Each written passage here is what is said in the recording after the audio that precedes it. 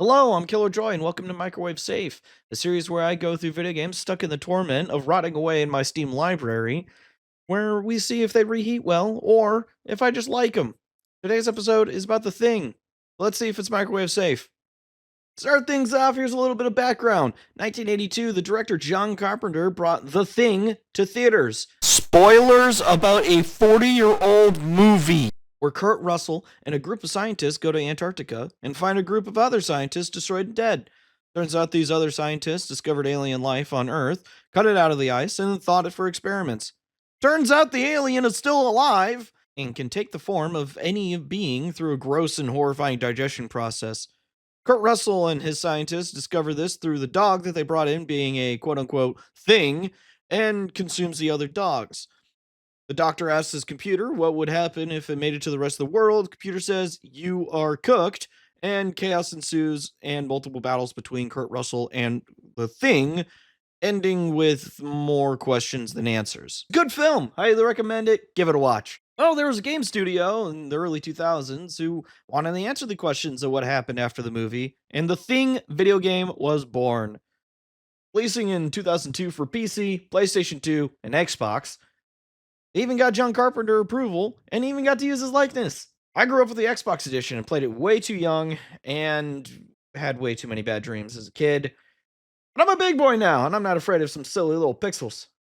And you would be stuck with 480p pixelated slop if it wasn't for Night Dive Studios, who remastered the Thing, making it be able to be played on modern hardware at modern resolution. So let's get into the gameplay.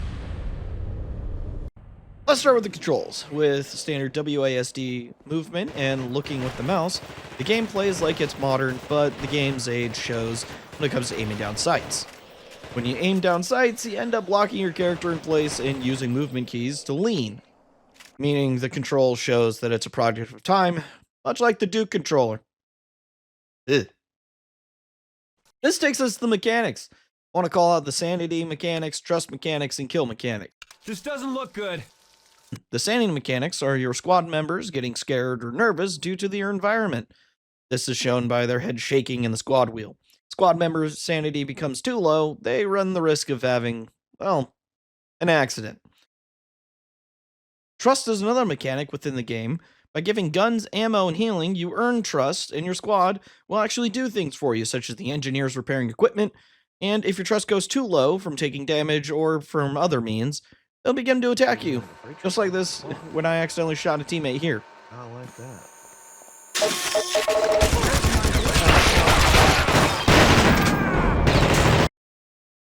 Lastly, it's the kill mechanics. These mechanics are really cool depending on what type of thing that you're fighting. You'll need to burn it after lowering its health until a burn icon shows on its crosshair. I feel this adds to the gameplay and makes the player utilize all of their weapons. Speaking of weapons, there's a good selection that fit their respective roles. Pistol, single targets such as taking care of our little crab friends. An SMG that can help with clearing multiple enemies and quickly due to its high fire rate. The weapon definitely fits your go-to weapon slot. The shotgun is big and where a few shots will take care of most enemies. And there's also a grenade launcher that shoots grenades from your inventory. Flamethrower to finish your enemies, a sniper rifle to quote-unquote long-range battle, and, oh yeah, there's a taser for when your squad acts up. This is where the story comes in to round us out. The story goes like this. Arctic Marines come in to check out what's going on an Arctic base, which is also the setting of where the films take place. After your team exfils, you stay behind. Game starts, you chase a guy while saving your team. In the meantime, you go here, go there, kill this thing. Go here, solve the quote-unquote puzzle, save John Carpenter, escape. Psych!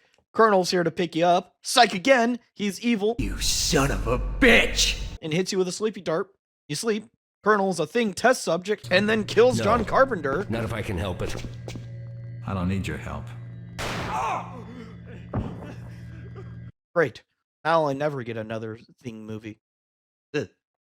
You wake up, no inventory. Fuck! Save some dudes. Try to escape. Psych, it's a thing. Kill the thing. Try to escape. Psych again, it's a bomb. Actually escape with no casualties.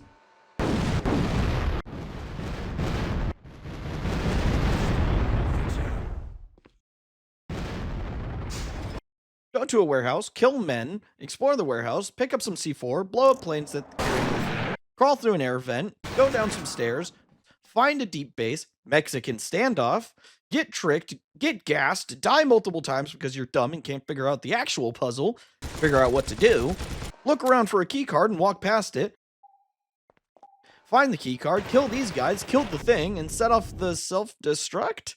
Grand escape, break your ankles, elevator ride, fight guys through the snow, find the colonel, light him on fire, he's fire resistant now, he runs, chase continues through the snow, find the colonel again, he doesn't have control of the thing, get in a helicopter, daka daka daka daka daka daka daka daka daka daka daka daka daka, kill the colonel, and ride into the sunset with Kurt Russell?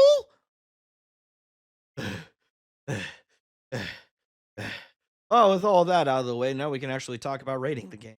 The story's alright, mechanics are fun, controls are out of date, and game has a good arsenal. I can't say that I didn't have fun, because I did record the entire game in about 2 days.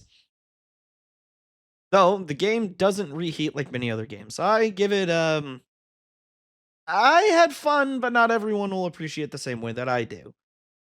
Do you agree with my rating? Let me know in the comments, and reminder that most of these videos are going to be recorded live on Twitch at twitch.tv/itsthekillerjoy. But make sure to click the things and type your words down below, and for the next episode, we're going to be going over Diablo 2. The episode's already out. It'll be here